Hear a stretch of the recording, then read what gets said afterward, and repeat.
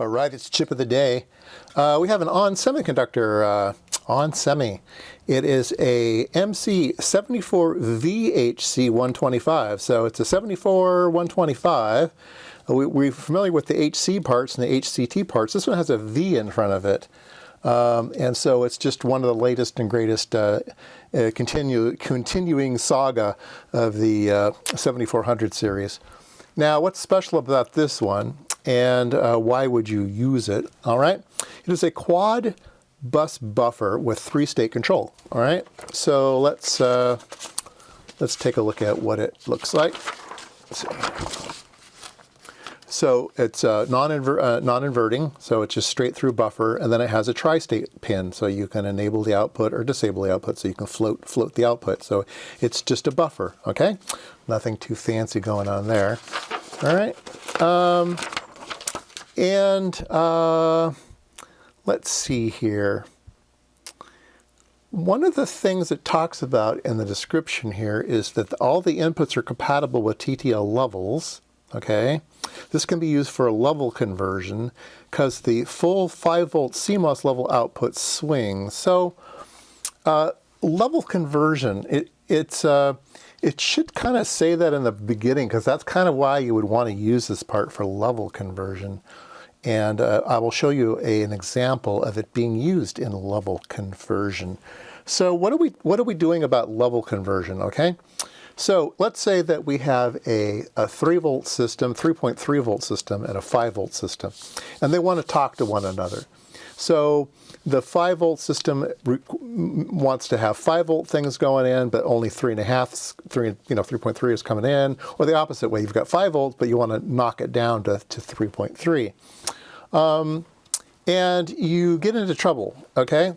So let's see here. So let's look at this. This is the typical 74HC part. Okay, this is the input protection.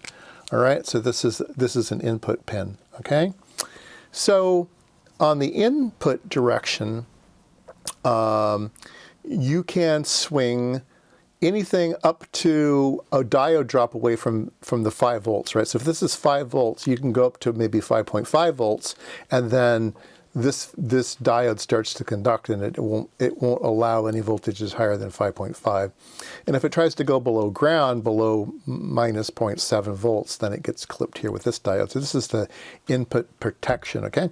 So let's say that you have a 5-volt system, and you're feeding it with 3.3. Well, that's certainly within the tolerance here. So a 3.3 volt system can run this FET, and then the output will be plus or minus 5 volts, or I mean plus 5 volts, 0 to 5 volts. But what if we want to level convert the other way? We have a 5-volt system on the input, and we want to go 3.3 on the output. So now our VCC is 3.3 volts, okay? And we come along here with 5 volts. That 5 volts will go through this diode, and it will conduct right up to here. So it will blow up your circuit. Whatever's hooked out here will have infinite current into the 3.3, and it will destroy things, okay? So why can this one do that? This one says it can do that. Well, if we take a look at the input protection on this particular part, it looks like this. There's an extra resistor on the input. The datasheet didn't show this diode because that wouldn't work. So the way that it works is it has these 2 protection diodes just fine for the negative direction. But for the positive direction, let's say this is connected to plus 3.3 and you have plus 5 coming in, this diode will limit the current through this thing, and this FET is protected up to this 5 volts, okay? It's designed that way. So this particular part can tolerate 5-volt logic even though it's hooked up to 3.3 volts. So this is the trick for the logic conversion. So I've never seen this in other parts before, so it might be very specific to the VHC, or maybe just this part, the 125. I don't know. Somebody can comment below if all of the VHC parts have this resistor, or only some of the parts have the resistor. All right. So when would you use such a beast? let's see here, we can operate it from maximum rating. Let's see here, recommended operating. So you can operate it from 2 volts to 5.5 volts and minus 55 to plus 125C.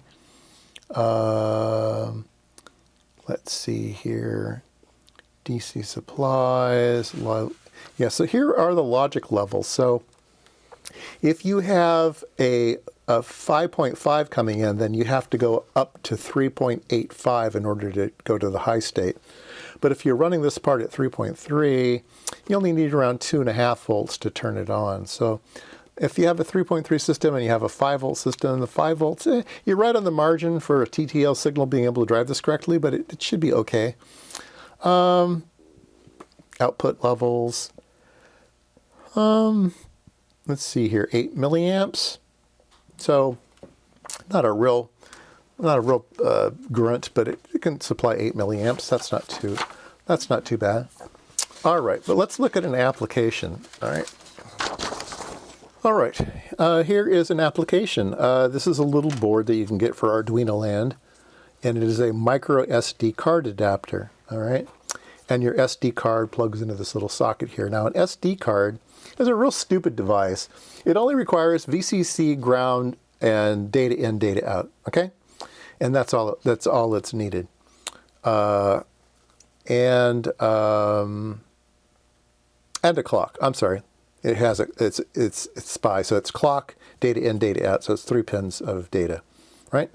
It also is a chip select, okay, to turn it on and off. So in total, we have chip select, the master clock, the data clock, then data in, data out, VCC and ground, okay?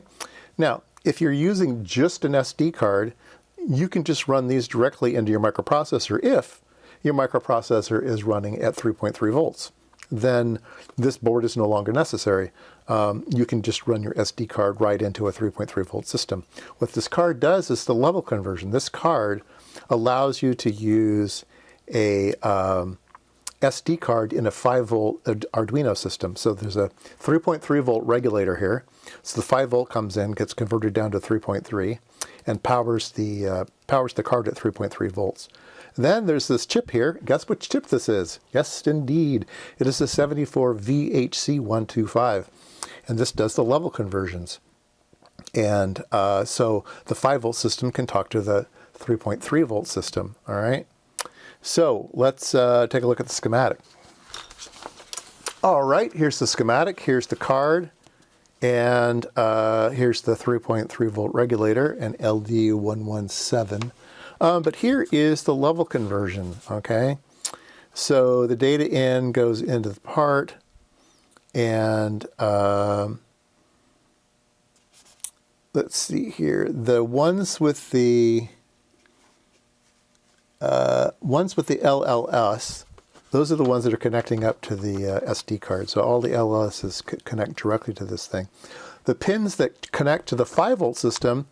Now, I said that it has this resistor built in, but they added a second resistor here. They added a 3.3K. So I don't know if that's absolutely necessary. I don't think it is. I think because of this, you don't need these resistors. But somebody can comment, does it have to be doubly protected, or this is just a safeguard, or it allows you to use a non-V part?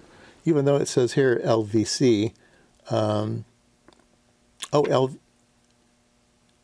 This is an LVC part. This is a VHC part. So maybe this particular part did need the resistors. And they just grandfathered it in. They said, well, they don't hurt, so we'll just leave them in, even though we're using the board that I have has this VHC part in it. So that's probably what happened, is they designed it for a part that needed these resistors to do the level conversion, kind of a cheap and dirty way to do it. They put this resistor on the outside, and this one has it built inside. So they're doubly protected using this part. All right. Well, there you go. That was Chip of the Day, a 74VHC125.